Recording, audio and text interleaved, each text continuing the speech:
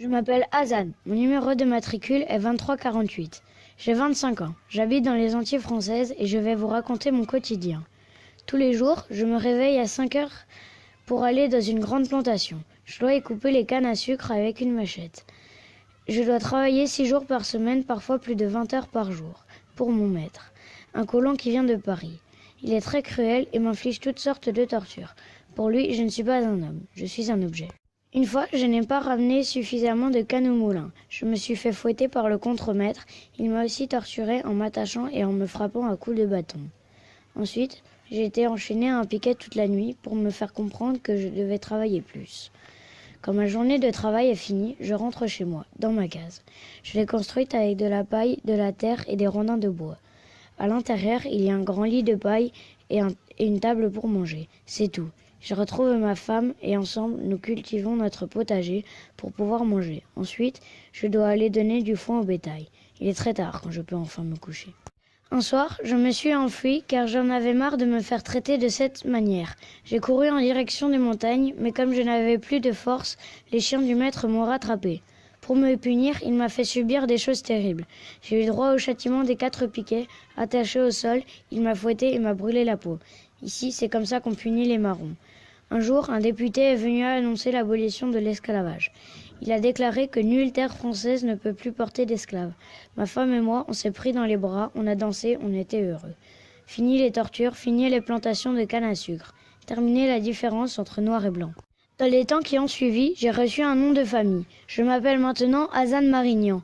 Avec ma femme, on a quitté la plantation pour aller en ville. Là-bas, j'ai trouvé un petit travail, mais j'étais très mal payé. Encore une fois, j'étais maltraité et humilié. Je suis parti, mais que faire ? J'aurais voulu être docteur, mais je suis analphabète, et comme d'autres métiers, celui-ci est réservé aux Blancs.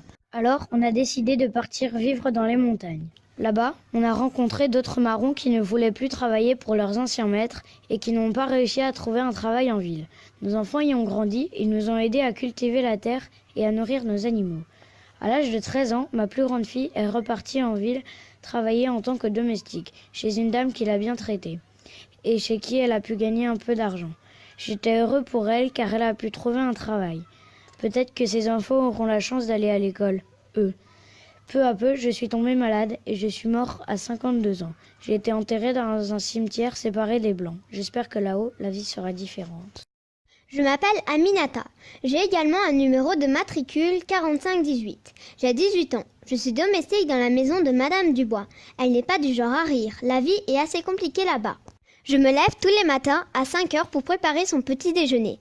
Dès qu'elle se réveille, je lui apporte au lit et pendant qu'elle déjeune, je range sa chambre. Ce n'est pas facile parce qu'elle se fâche pour un oui ou pour un non. Je fais ensuite le ménage, le linge et la vaisselle. Vers 8h30, je prépare le repas de midi. Je ne m'arrête pas une seconde, sinon je risque de me faire maltraiter. C'est pareil si je ne travaille pas assez vite. Dans l'après-midi, je m'occupe des enfants et je prépare le souper. Après une dure journée de travail, je retourne dans ma case pour me reposer. Parfois, il m'arrive de rester chez Madame Dubois et de dormir dans le grenier, car elle préfère que je sois sur place en cas de besoin. Un jour, un homme nous a rassemblés, mes amis et moi, pour nous annoncer la fin de l'esclavage. Quand j'ai appris cette très bonne nouvelle, je me suis mise à genoux, aux pieds de ma maîtresse, et je l'ai remerciée d'avoir été bonne avec moi les derniers moments passés auprès d'elle. Avec le temps, on a appris à se connaître, et elle a commencé à me donner certains de ses vêtements, et à être moins autoritaire avec moi. J'espère devenir libre, libre de ce que je veux faire et libre d'aller où je veux. J'espère être traitée avec respect. J'adorerais pouvoir devenir avocate et défendre les innocents. Mais je ne suis jamais allée à l'école et je ne sais ni lire ni écrire. Tout ce que je sais faire, c'est m'occuper des tâches ménagères. Peu à peu, malgré l'abolition de l'esclavage, des nouvelles lois nous ont interdit de nous déplacer d'un village à un autre. J'ai donc dû trouver un travail dans ma ville. Je suis maintenant domestique dans une grande maison très luxueuse et je gagne un peu d'argent. Je m'appelle Georges Larchet, j'ai 42 ans. Je suis propriétaire d'une plantation de canne à sucre dans les Antilles françaises. Je possède plusieurs esclaves, dont Hazan. Je l'ai acheté au marché aux esclaves. Comme il avait de bonnes dents, qu'il était fort et en bonne santé, il m'a coûté très cher. Un soir, il a essayé de fuir avec d'autres esclaves. Mes chiens l'ont rattrapé et j'ai pris plaisir à le torturer pour montrer l'exemple aux autres.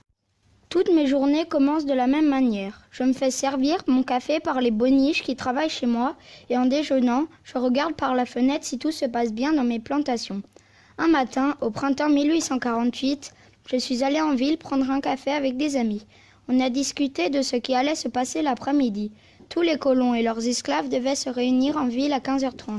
Un député nous attendait. Il nous a annoncé l'abolition de l'esclavage en disant que l'Union terre française ne peut plus porter d'esclaves.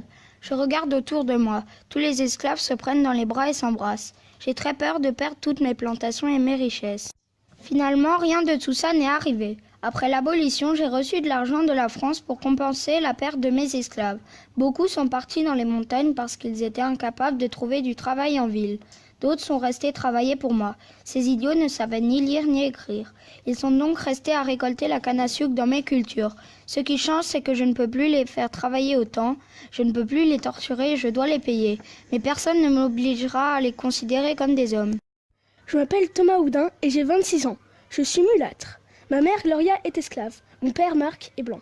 Quand je suis née, il m'a affranchi, c'est-à-dire qu'il m'a donné ma liberté. Ici, la vie est dure, mais elle est moins compliquée que celle des esclaves. Les colons me traitent comme une personne inférieure à eux, et la plupart des esclaves m'envient.